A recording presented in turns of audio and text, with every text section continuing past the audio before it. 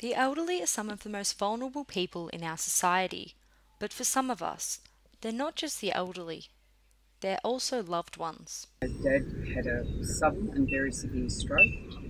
He had lost the ability to walk, to talk, and to swallow. So it was then I realised how vulnerable he was. Julie Spring is a teacher in Melbourne. She also had difficult experience with her father in aged care.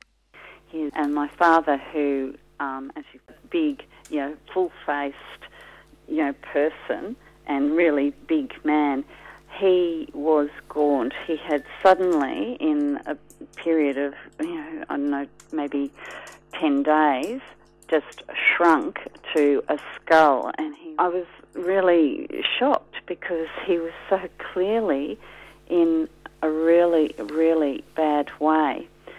Her father died from urosepsis, which occurs when a urinary tract infection spreads to the kidney and then into the bloodstream. He had been living in a nursing home for around 18 months. He's in a delirious state, and then he's rushed to hospital on the Sunday, and he's diagnosed as having septicemia, and we're told he's dying. This wasn't a recent development. It had actually been going on since December. Nursing homes are officially known as residential aged care facilities.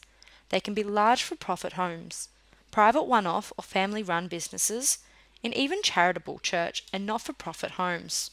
More than 195,000 Australians live in one, and around half of the residents have dementia.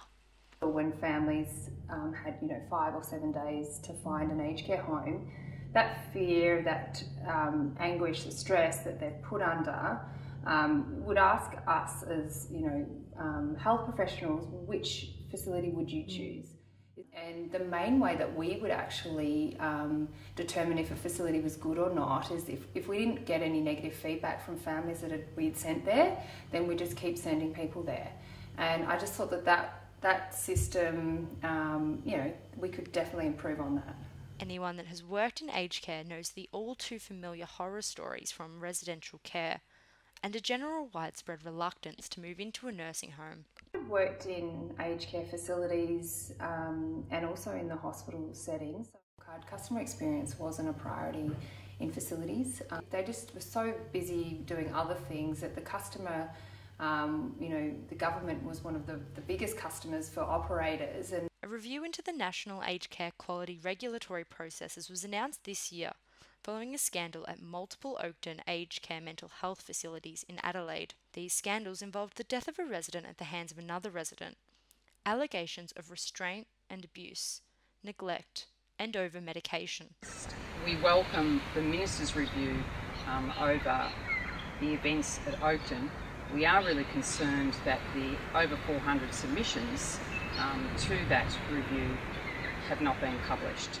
The Federal Minister for Ageing, Ken Wyatt, said this. A detailed aged care workforce strategy will be produced by a task force to be chaired by Professor John Pollaers. That is currently being formed and will be supported by a $2 million budget commitment. The Wyatt Review's findings and the Minister's response is due to be released this month. A working group or a task force to look at the workforce needs of the aged care sector, and that'll cover a range of issues with. The Wyatt Review of Regulatory Processes is just one of 4 prominent reviews of our aged care system. An internal investigation by the Quality Agency, an ICAC investigation in South Australia, and a Senate inquiry into the accreditation framework are all reviews that have been announced this year. Experts and advocacy groups are asking whether this round of government and agency reviews will actually result in any change. Several recommendations have been made by groups like Aged Care Crisis, but the same long-standing question remains. Will the government take up these gutsy recommendations? And will these reviews, which are conducted behind closed doors, leave us once again with more questions than answers? Not many of the reviews have really targeted actual delivery of quality of care to residents in aged care. Linda has been an avid aged care advocate for more than 10 years. So a lot of the reviews, inquiries and consultations are, in my view, skirting the subject of delivery of actual care to the bedside of residents in aged care. Preventable deaths in nursing homes have increased by 400% over the last decade, according to a report by Joseph Ibrahim, published in the Medical Journal of Australia. There are deaths from causes that in a younger person no one would find acceptable. There are deaths from clinical care, deaths from choking, deaths from suicide, deaths from interpersonal violence. And if any of those things occurred in the workplace, there'd be a huge outcry. But not everyone's complaining. The Federal Minister for Ageing, Cam Wyatt, described Australia's aged care as world-class. When really there is no actual evidence of Australia's world-class system. It's the government doesn't actually collect and publish data to confirm the world-class system that claims that are being made. That no one's really paid any attention to it is the first thing. When you reach the age of 65, your life became worth nothing, and as you get older, it was worth less than nothing, so it's not counted in the statistics. And so we'd already set the system up not to count those deaths as part of a public health problem. So, is the aged care system in crisis? We're really comfortable with saying it's an aged care problem because we imagine that we're never going to be 90 and we're never going to need it. And so I don't think we care about it as much as we should.